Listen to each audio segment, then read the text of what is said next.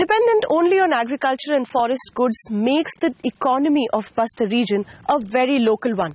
And understanding how this local tribal economy functions gives us an insight into the lives of people in Bastar. And just to understand this, we visited one of the local weekly markets called the Haat in one of the very sensitive regions in Naxal-affected Bastar.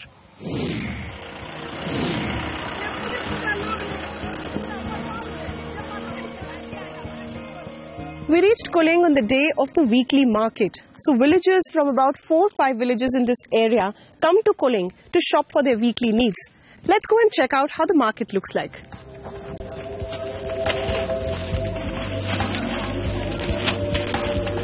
Just as we entered, a makeshift photo studio caught our attention. ये photo किस उसके लिए खींच रहे हैं? ये passport जैसे आधार card या राशन कार्ड के लिए। अच्छा, तो ये हाट में हर हफ्ता लगाते हैं? हर हफ्ता आता हूँ। तो कितना कमाई हो जाता होगा आपके यहाँ पे? करीबन 1500-2000 ऐसा। एक फोटो का कितना लेते हैं? 30 रुपए।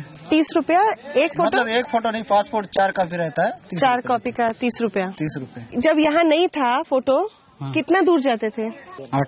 28 किलोमीटर दूर। As basic as it can get, the market adorns footwear, clothes, groceries, mostly in small and interesting packaging. Oil है? Imperial Blue के बॉटल में? ये आयल की बॉटल धो के ना आयल बना। अच्छा अच्छा। तो ये जो है ये बैटरी से चलाने वाला है। सबसे ज्यादा आपका इसमें से क्या बिकता है? सेल बिकता है। सेल? टॉर्च का बैटरी? ये सबसे ज्यादा बिकता है। A must buy for these power-starved villages.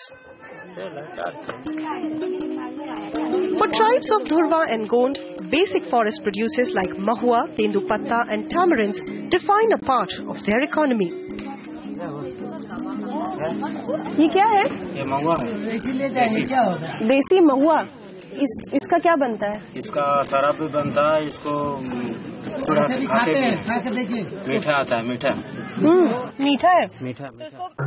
Agriculture in tribal Chhattisgarh is mainly consumption oriented, and only a part is sold in exchange for other goods.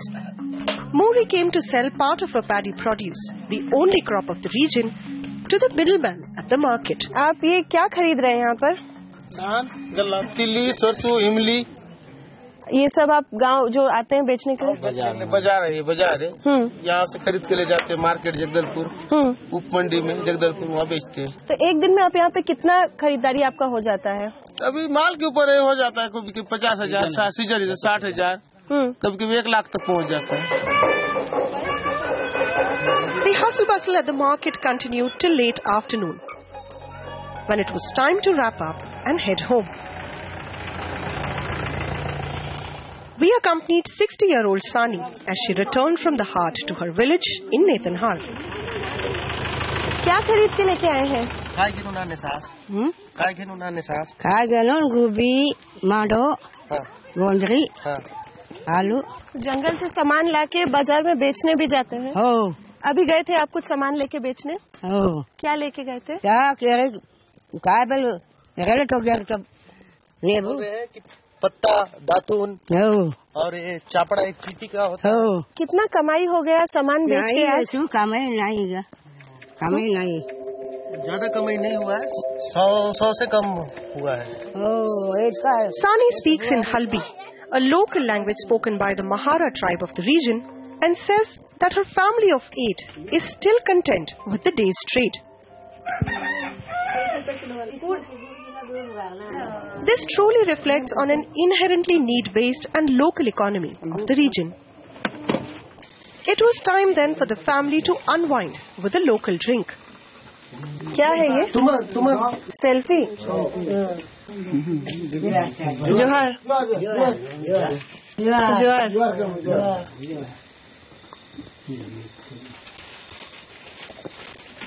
This is their local drink called Bastar beer or selfie.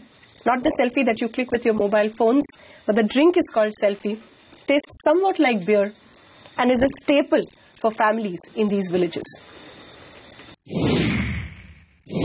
We had many more experiences, and some of them we could not even capture visually, And one of them was the challenge that we faced as far as mobile connectivity is concerned.